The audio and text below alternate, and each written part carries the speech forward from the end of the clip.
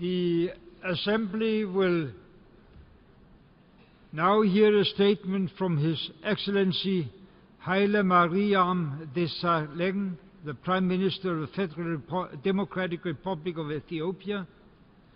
May I request the protocol to escort His Excellency. I have the great pleasure of welcoming the Prime Minister of the Federal Republic of Ethiopia, His Excellency Hailemariam Dessalegn. I invite him to address the General Assembly. Please. Mr. President, let me begin by congratulating you on assuming the presidency of the General Assembly of this important juncture in the history of the United Nations. This has indeed been a seminal year. Not only is it a year for commemorating the 70th anniversary of our only universal organization, but it has also been a year when bold actions were taken for the sake of our people and planet. I would also like to express my profound appreciation to your predecessor, our brother from Africa, who successfully steered the work of this august body over the last 1 year, which witnessed difficult intergovernmental negotiation processes. His contribution is facilitating this process, and advancing the UN agenda was indeed significant. We owe him a debt of gratitude for all his tireless efforts. Allow me also to pay special tribute to our Secretary General for his dedication and tireless efforts for the realization of the aims and purposes of the United Nations. Mr. President, what we have achieved thus far in the course of this year through difficult negotiations and compromise by adopting a compact for global partnership in the framework of the Addis Ababa Action Agenda in July, as well as the 2030 Agenda for Sustainable Development at the historic summit just concluded, make it evident that we are indeed potentially in a watershed moment in the history of the United Nations. It is our confidence that the same collective resolve would be demonstrated by member states as we take up the challenge of an equally transformative change in the UN peace operations. The political will and commitment that we have demonstrated in adopting the Addis Ababa Action Agenda and the 2030 Agenda gives us hope and optimism that we can secure a new globally binding climate agreement under the auspices of the United Nations Framework Convention on Climate Change in Paris in December. I therefore wish, Mr. President, to assure you of my delegation's fullest support in the effective discharge of your heavy responsibilities at this momentous and historic year. Mr. President, Ethiopia is indeed proud to be one of the founding members of the United Nations. Although it could not count much in its hour of need on the support of the League of Nations, of which it was also a member, nonetheless, Ethiopia never lost confidence in the multilateralism and remained a staunch supporter of the principle of collective security embodied in the United Nations Charter. It is based on this conviction that Ethiopia has been actively contributing to the advancement of the principles and purposes of the United Nations, including by deploying its forces as part of the Blue Helmets since the early days of the United Nations. It gives us great satisfaction to note that Ethiopia is now the second largest contributor to the UN peacekeeping, and I wish to take this opportunity to reaffirm our unwavering commitment to continue playing an active role to help ensure the United Nations become more effective and secure greater legitimacy. Mr. President, as we mark the 70th anniversary of our organization, it is only fitting that we take stock of the achievements and challenges over the past 7 decades and draw up appropriate lessons from history as we move forward. that the world has made tremendous progress in a wide range of areas through the advancement of the noble objectives enshrined in the United Nations Charter is not in doubt. The organization has done commendable work to foster international cooperation for development, to promote respect for human rights, and address humanitarian problems. Nonetheless, what has been achieved so far is a far cry compared to the Herculean challenge we face today. Nor can we overlook our very many failures as an organization.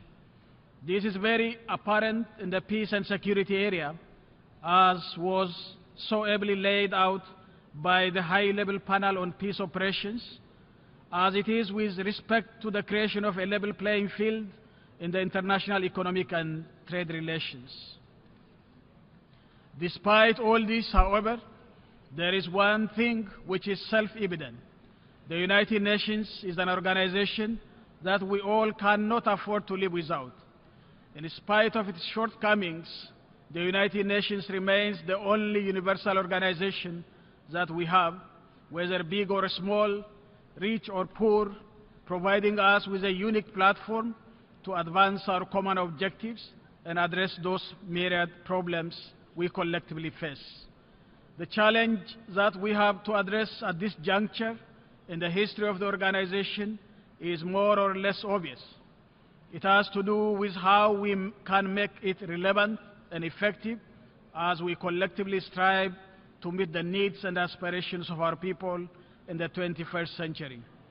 This, I believe, is the main essence of the anniversary celebration, aptly captured in the theme, "A Strong UN, Better World." But the UN is, after all, an intergovernmental organization whose strengths and weakness cannot be depicted independent of the role of its members. It is therefore up to us to empower the organization to fulfill its promises in a new era. Mr. President, the United Nations, indeed, the creation of the post-1945 world order and the devastating experience of the Second World War and the Great Depression which preceded it, that no doubt very much inspired the letter and the spirit of the Charter. The world has, however, changed tremendously since then, and the very complex and multifaceted challenges we face today are quite different from those that the founders had to deal with in the immediate aftermath of the war. Obviously, the threat of terrorism and violent extremism, or the devastating consequences of climate change and other emerging challenges of our time. On the other hand, not only has membership of the United Nations changed over the years in dramatic manner, but so have geopolitical and economic realities of our globe. With the rapid globalization and the dramatic revolution in information technology today, we are living in a much more interconnected and interdependent world. That's why the United Nations requires the necessary tools to deal with these challenges and realities so that it could better serve the needs of our people and nations in a new and completely different era. The need to reform the United Nations system has long been recognized, but forging the necessary compromise among the wider membership has not been an easy task. However, this cannot be delayed any longer. It is very clear that without undertaking the necessary reforms, we will not be able to deliver the transformative agenda we have set for ourselves. That's the reason why it's not enough to adopt the next generation of sustainable development goals, whose ambition and transformative aspirations makes them truly historic. It is also vital and indispensable that the United Nations is fit for the post-2015 era.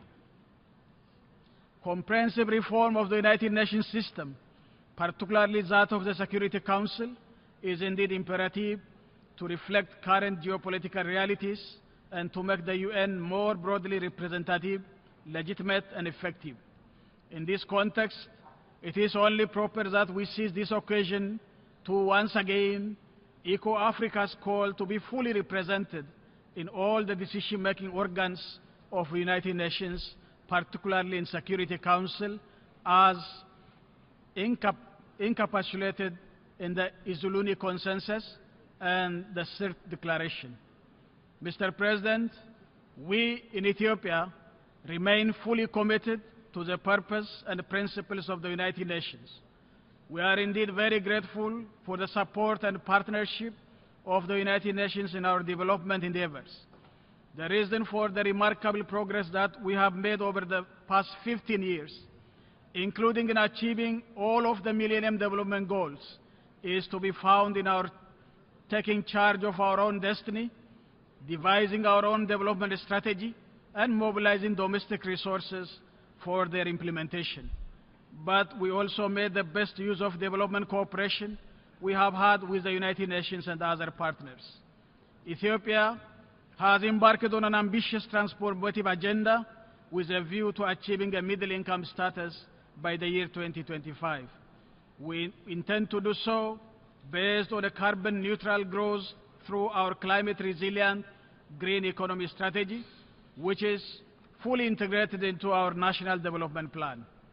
The results achieved over the past 5 years are quite encouraging, and they have inspired us to do even more through the implementation of the second Growth and Transformation Agenda we will be embarking upon soon.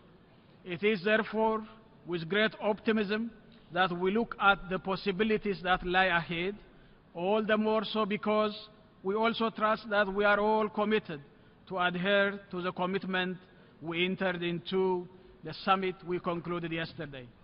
It is with this deep sense of optimism that I want to conclude by once again reiterating my country's commitment to the purposes and principles of the United Nations, as well as to continue playing an active and constructive role for the realization of its noble objectives. I thank you so much.